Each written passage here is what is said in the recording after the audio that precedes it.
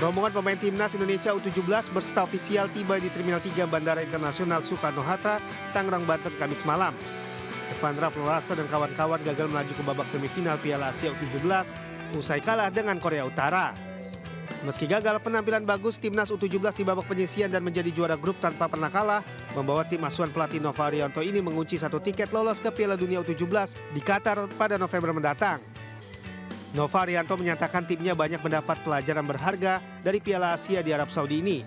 Dirinya kini fokus mempersiapkan timnya untuk berlaga di Piala Dunia U17.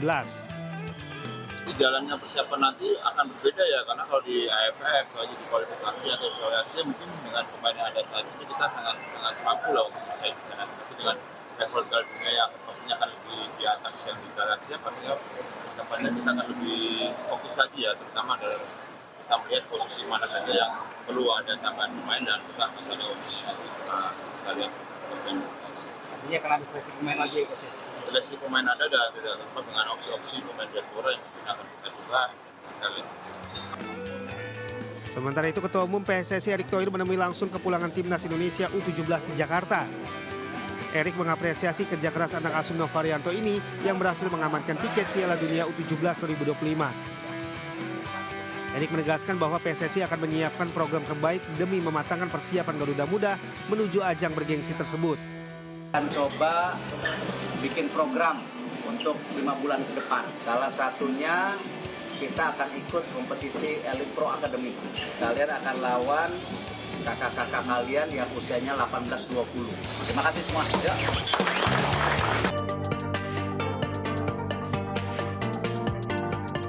Libur panjang dalam rangka memperingati Hari Paskah membuat masyarakat memadati kawasan Puncak untuk berlibur. Rekayasa lalu lintas ganjil genap sudah diberlakukan sejak pukul 6 pagi hingga sore hari di mana kendaraan yang diizinkan melintas adalah plat genap. Kepadatan lalu lintas terurai dengan diterapkan sistem one way dari arah Jakarta menuju Puncak maupun sebaliknya pada siang dan sore hari. Ada 13 hingga 15 ribu kendaraan yang memadati kawasan Puncak. Kepadatan kendaraan yang menuju kawasan Puncak diprediksi akan terus terjadi hingga hari Minggu mendatang. Sistem one way dan ganjil genap akan diterapkan kembali mulai Sabtu pagi jika lalu lintas kembali padat. Polisi mengimbau warga yang akan berlibur ke Puncak agar menaati aturan lalu lintas. Dari Bogor, Jawa Barat, Naura Syafika, Oki Mahendra, Aulisha Ramadhani, iNews melaporkan.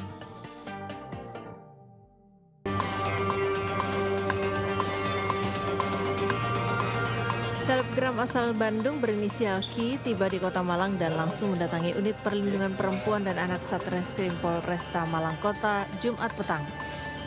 Didampingi keluarga dan kuasa hukumnya, Ki membuat laporan dugaan pelecehan yang dilakukan oleh oknum Dr. Y. Pihak Ki membawa beberapa bukti atas tindakan dugaan pelecehan yang dilaporkan. Menurut kuasa hukum Ki, keberanian korban untuk melaporkan kasus ini membuat korban-korban lain bermunculan. Kini ada 3 perempuan lain yang mengaku sebagai korban kepada Ki dan akan bersama-sama bertemu untuk membuat laporan. 4 korban. Nanti saya akan share kalau saya sudah punya bukti yang lebih kuat dan siapa tahu yang bersangkutan juga akan melapor. Itu total ada 4, saya nggak bisa sebutkan siapa-siapanya. Cuman dengan modus yang sama, dengan dokter yang sama, di rumah sakit yang sama. Sebelumnya, seorang selebgram asal Bandung membuat postingan pengalaman tidak mengenakan menjadi korban pelecehan oleh seorang oknum dokter di Rumah Sakit Persada, Kota Malang. Kasus ini sampai pada proses pelaporan tindakan pidana kekerasan seksual di Mapolresta Malang Kota. Dari Malang, Jawa Timur, Denny Irwansyah, iNews melaporkan.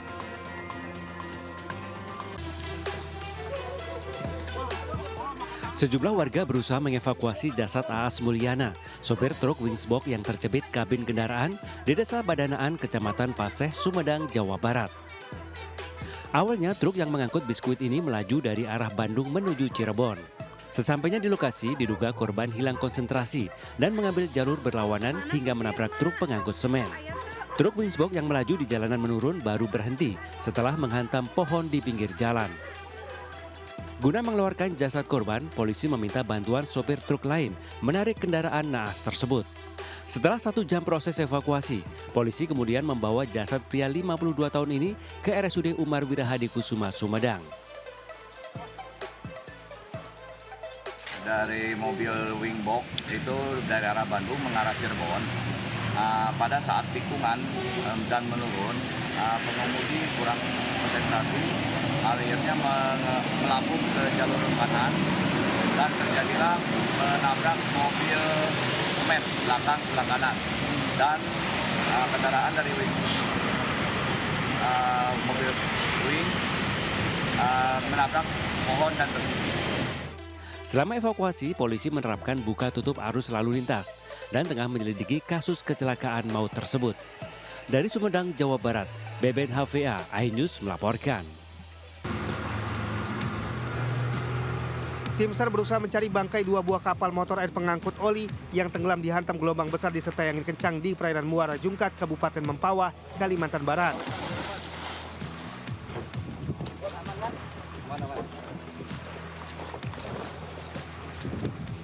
Setelah ditemukan, tim SAR berusaha mengevakuasi bangkai kapal motor air tersebut ke tepian. Dari 7 anak buah kapal, 6 orang dinyatakan selamat dan 1 orang dinyatakan hilang.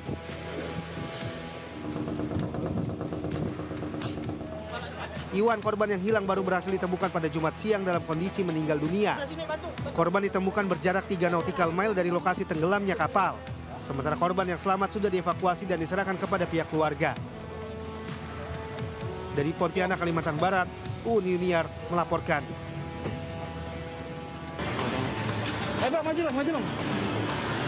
Seorang pasien yang hendak dilarikan ke rumah sakit Koja terpaksa diturunkan dari ambulans karena terjebak kemacetan di Jalan Jampea, akses Tanjung Priuk, Jakarta Utara, Jumat pagi. Pasien didorong ke rumah sakit Koja oleh petugas kesehatan yang bertugas. Kemacetan panjang yang terjadi di kawasan Tanjung Priuk dirasakan sejak Rabu sore akibat meningkatnya aktivitas bongkar muat di Pelabuhan Tanjung Priuk. Kemacetan sudah mulai terurai dan lalu lintas sudah berjalan normal pada Jumat siang. Sehari sebelumnya, jalur kereta api dari pelabuhan menuju stasiun Tanjung Priuk turut kena imbas dari kemacetan. Rangkaian kereta barang terjebak di tengah perlintasan di Jalan Sulawesi Koja. Kereta berhenti cukup lama akibat terhalang rombongan truk trailer yang hendak masuk pelabuhan. Akibatnya, lalu lintas dari arah Koja Cilincing menuju Kelapa Gading mengalami kemacetan. Hal ini membuat pemotor nekat memilih untuk memotong dan menyeberang jalur kereta tersebut.